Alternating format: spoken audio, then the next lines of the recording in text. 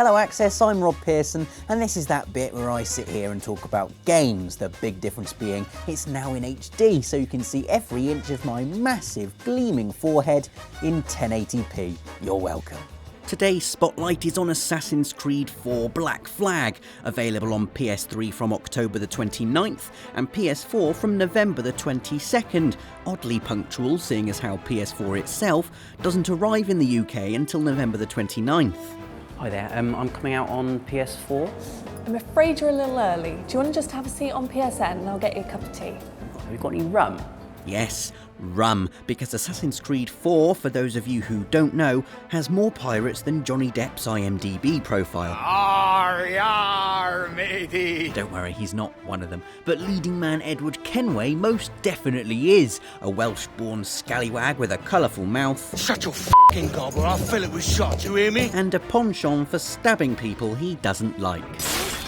Perfect for an assassin and a pirate, which is excellent news considering the majority of your time in Black Flag will be spent either deploying your sails in the temperamental waters of the Caribbean or deploying your steel in the necks of corrupt aristocrats. So where does Black Flag sit in the ever-expanding Assassin's-verse? Well, get your notepads out because chronologically it's both a few years after and a few decades before Assassin's Creed 3.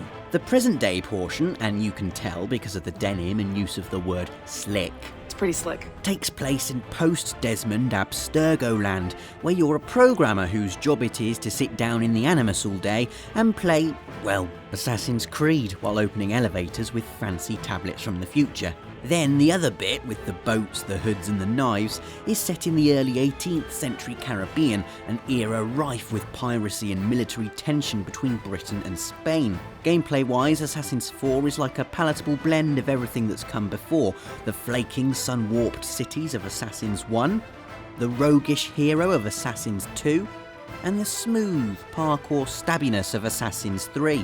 Now, many of you were unhappy at the restrictive hand-holding present in Assassin's Creed 3. It would often direct you down predetermined paths during story missions, for instance. Uncle Nigel, I just assassinated a Templar! Was it an aerial assassination? No. Stupid boy! There's much less of that in Assassin's Creed 4. Don't fancy playing it quiet? Then get your twin swords out and get slicing. Or your pistol, or your blowpipe. It's all very liberal. Uncle Nigel just assassinated a Templar! Was it an aerial assassination? No. Well, I love you no matter how you choose to live your life. Being set in the Caribbean means Assassin's 4 can chuck in loads of variety where environments are concerned too. Bustling city hubs crammed with side missions and hiding places, paradise islands sprinkled with lush white sands and ocelots to jump on, and dense jungle foliage with really pleasing leaf physics. It's the ocean where you'll spend the majority of your time, however, and it's a fickle mistress, rolling and blue one minute, livid and sending you into foamy oblivion the next. And if it isn't rogue waves and water spouts, it's other ships, although happily you can fight those with the Jackdaw's sizable arsenal of explodey stuff, all of which can be upgraded by talking to a shady chap in a tropical back alley. You got any, intermediate swivel cannons?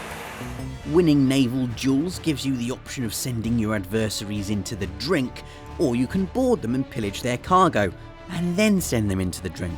Continued acts of piracy will increase your notoriety meter and attract the attention of far bigger prey, although bullying schooners is a far safer bet than being blown port to starboard by a man-of-war the size of a small island. Multiplayer also makes a return and stays true to its Brotherhood roots by dropping you in a thronging hub of NPCs and seeing who can do the best impression of an AI before being stabbed anyway.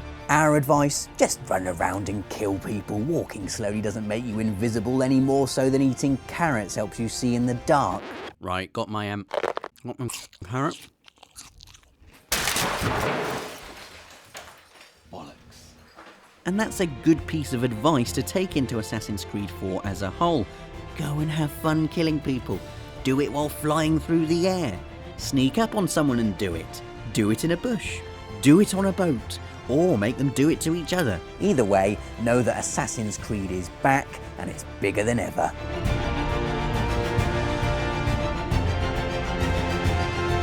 Subscribe to Access for more videos on Assassin's Creed 4 and for all the latest news across PS3, PS4 and PS Vita.